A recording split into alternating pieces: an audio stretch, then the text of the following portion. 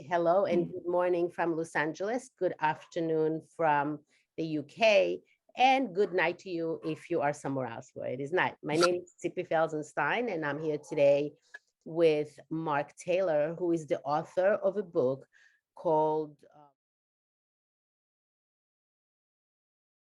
Howard Pawsland, which is a book for children, but we find that some adults enjoy it.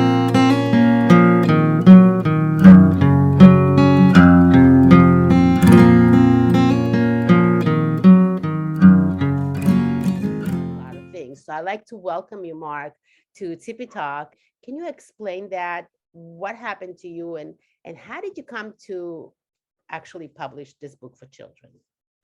Okay, so the care system in America may be slightly different to the care system in the UK, but dementia, of course, has no boundaries. So when Mum first got diagnosed with dementia, my mum was still up on her feet, getting around, but then she had a bad fall. And my mum is now 89 years old. So when she was getting into her late 80s, as you quite often hear with older people, it's normally a fall, which starts off the deterioration of their bodies as they get older anyway. They're quite susceptible to falling. Now, my mum fell in the kitchen and was left overnight, because at the time, the care that we had for my mum would come in the morning, come in at lunchtime, come in the evening. Once they left in the evening, my mum was still able to go and make herself a drink. She was still of sound mind to do something like that. But she slipped. Until the carer came in the next morning, Mum was left on the kitchen floor. And when they found her, my mum had broken her hip in 2 places. They took her into hospital. They operated on the hip. And as soon as they brought Mum home and we were trying to get her back on her feet, she had what they call a hematoma. Now, a hematoma is a swelling of the blood vessel. It's where the blood's leaking out and swelling the leg. And the only way to get that down is to cut that swelling open, basically, to release the pressure. Now, she had that twice within 2 weeks on both legs. And since then, she's been bedridden. And her mind has got worse. Now, for my side of things, I had just taken a new job, and that job with it brought other pressures. It was in a sales job, and trying to sort out care for my mum and trying to cope with the new job as well was pushing me over the edge. But like most blokes, I guess, most guys, we tend to keep things in rather than talk. Now, I've got the most beautiful partner you could ever wish for, but I suppose it's pride that makes you keep things in. So instead of talking, which I should have done, and this is a very, very important point, is you need to talk. And I know me and you, Tippy, have spoken off air about, yes, you need to talk, but possibly you need to talk to the right people. Otherwise, you could be talking to someone who's giving you the wrong advice. But the right people for me would have been my partner, would have been maybe my best friend, maybe my brother. But rather than do that, I bottled everything up until the pressure got so much that I decided that I wanted to end my own life. And I drove my car, when I was working as a sales rep, to a place where I know no one would find me.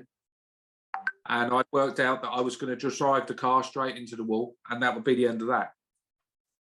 Thankfully, for the grace of God, a friend of mine who's a postman who delivers the mail was out in the middle of nowhere, basically. He doesn't normally come that way. He told me that after. And he saw my car. He saw me in the car, my head on the steering wheel.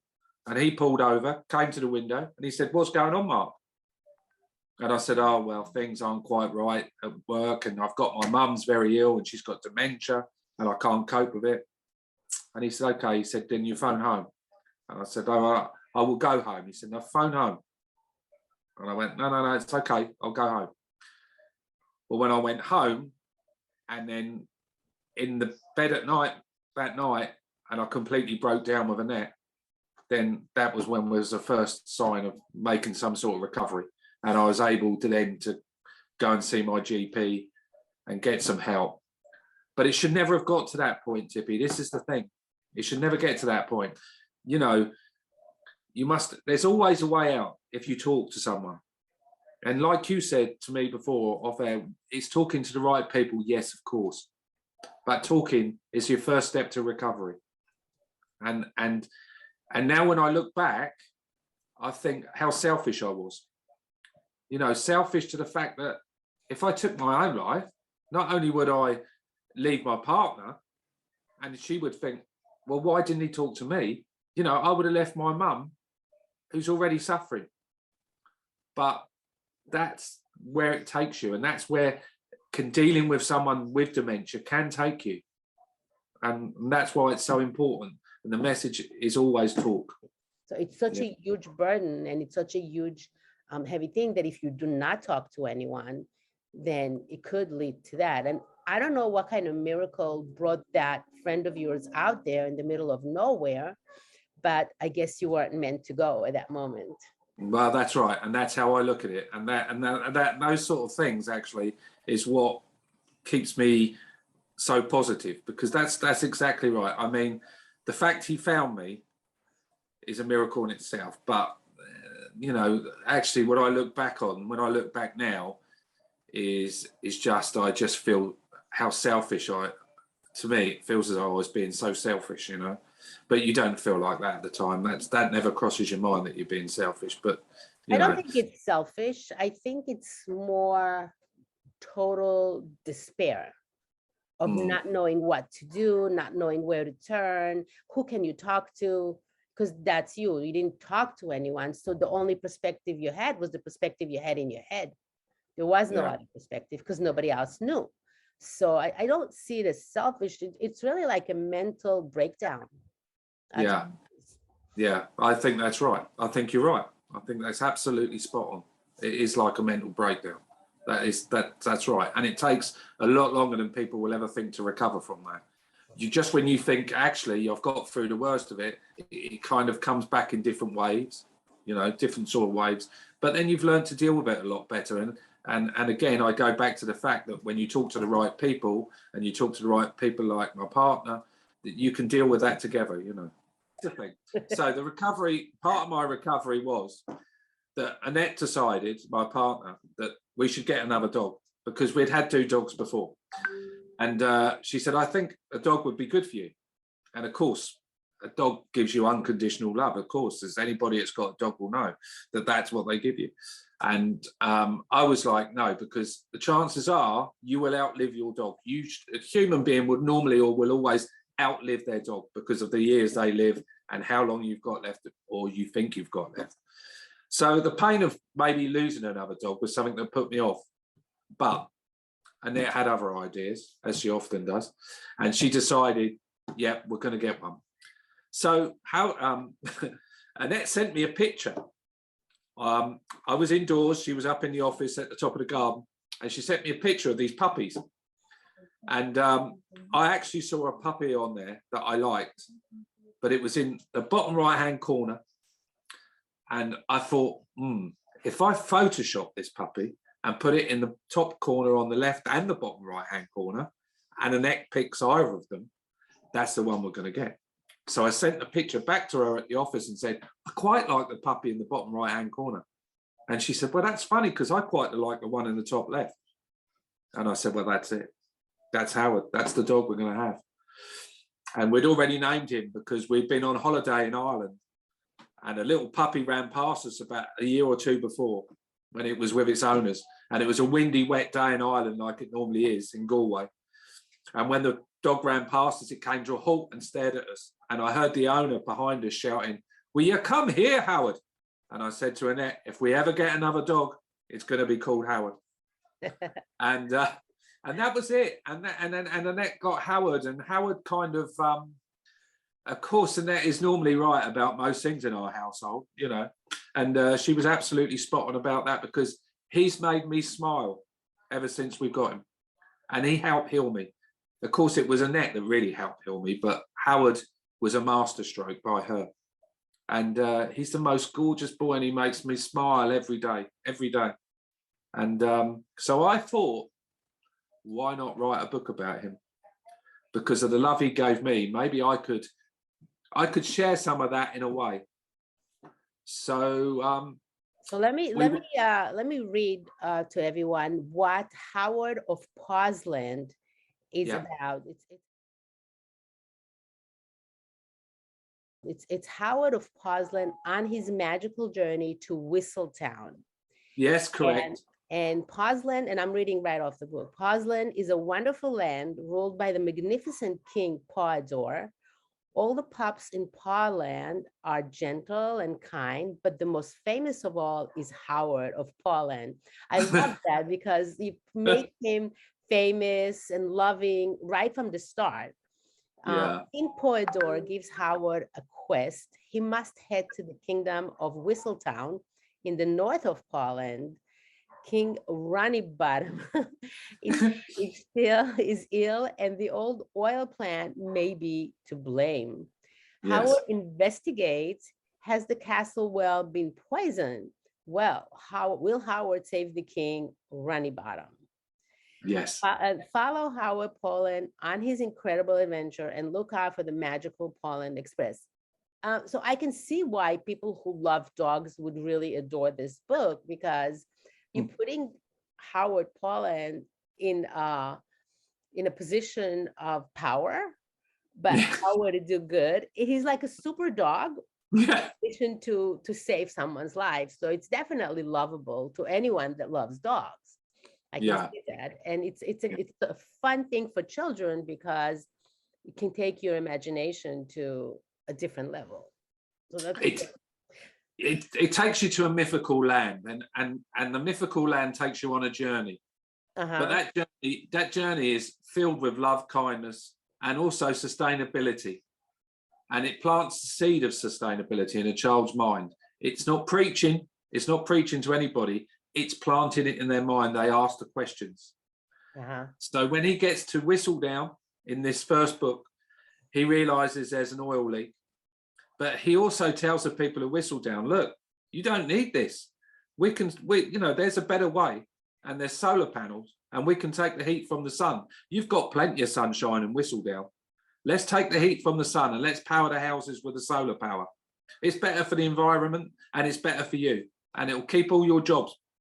And that's what happens. And then King Runnybottom is not ill anymore because he's been drinking out the king's well, and the oil's been affecting the well.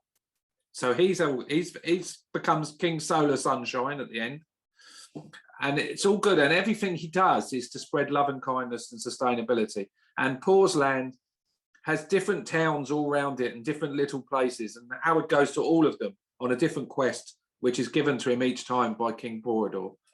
And he goes to Fishley Pool, and there's unsustainable fishing going on, and he teaches them that actually if you don't take so much fish out the sea and you do it this way, it's sustainable for everybody. And he goes to so there's a message in there of kindness, of trying to help, loving each other, helping someone out heal. There's a message of sustainability, just basically showing you you might want to try doing things differently. Exactly. And then there's a message of what happens if you do those things, and how you change from being one way to being another way with sunshine and a better, healthier life. So there's so much here that is fun and kind. And it's very difficult these days to find any media that focuses on positive. What parent wouldn't want that for their child, to be reading something that focuses on positive? I don't understand why we've come away from that down the years, in a lot of stuff. Someone said to me when I was writing the books, are you going to put an evil character in the book? And I said, there's enough evil characters in this world. What's up with a bit of love and kindness?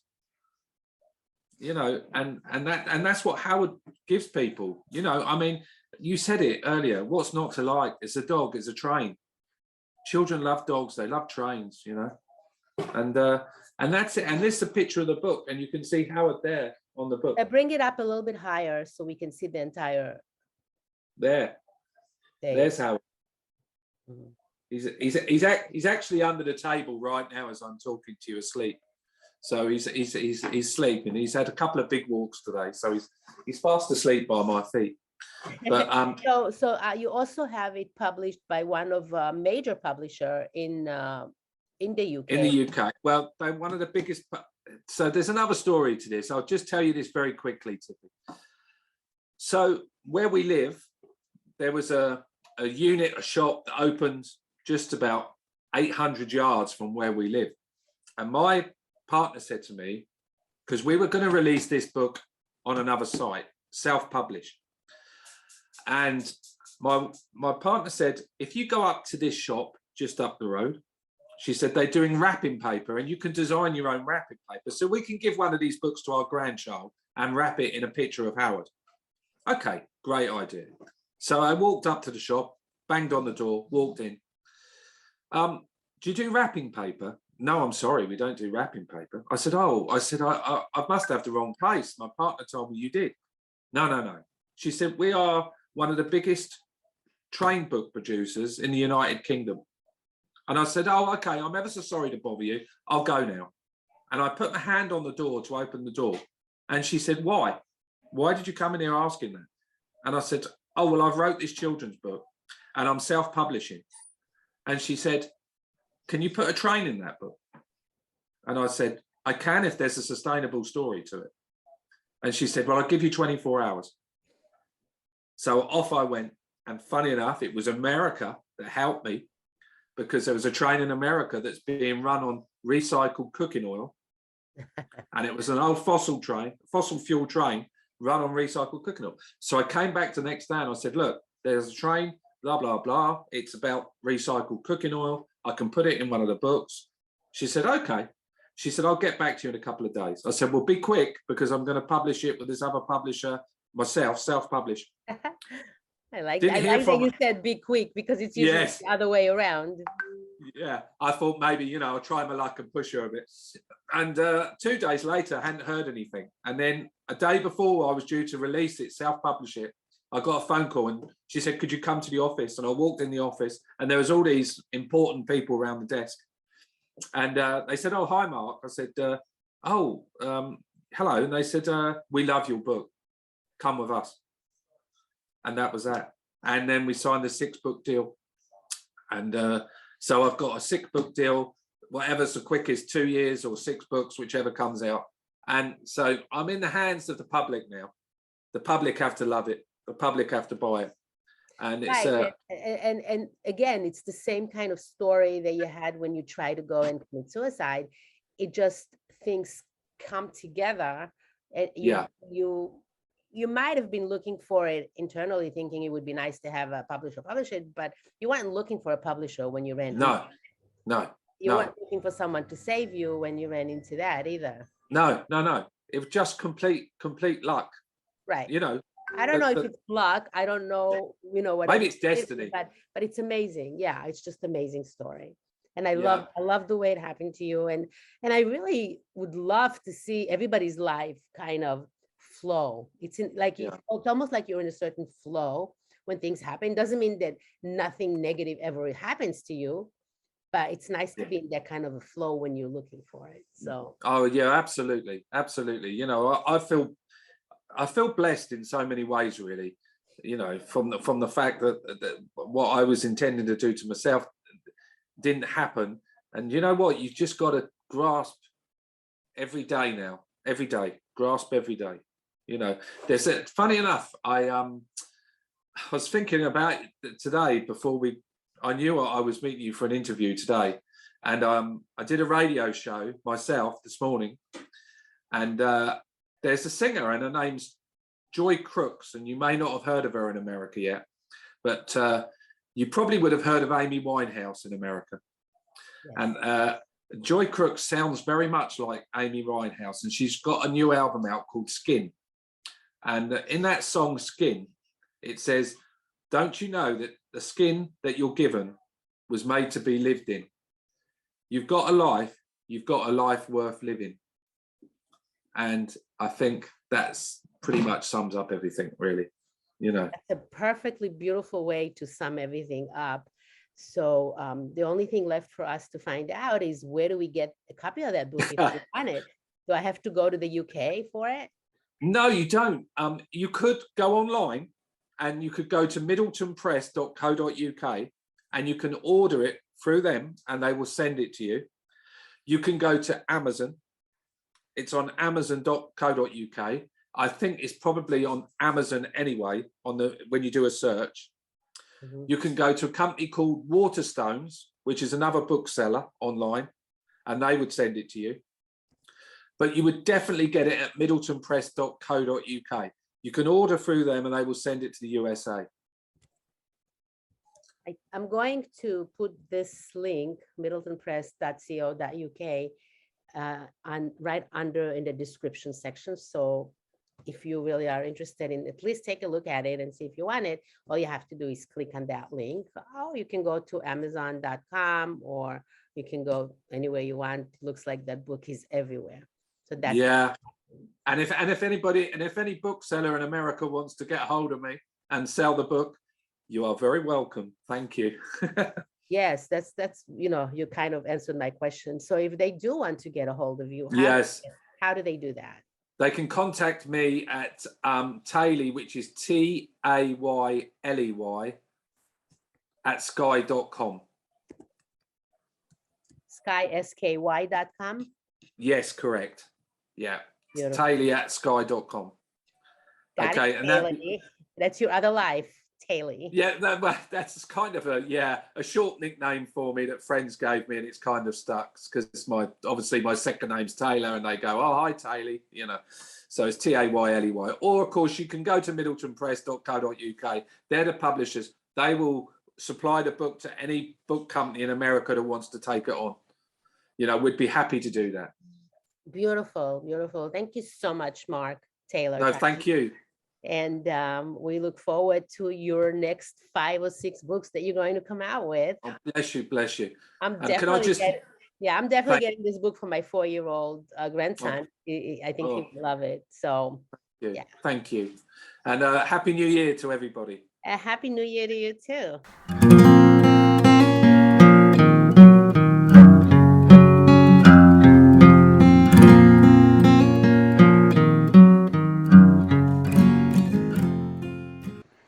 And before I go here, let me just show you, this is my book on Amazon.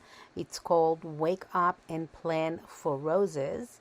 It is about planning your life consciously, because we actually plan our life unconsciously if we don't have an active plan. So might as well make it active, might as well make it the way you like it. So if you want the book, it's Wake Up and Plan for Roses on Amazon.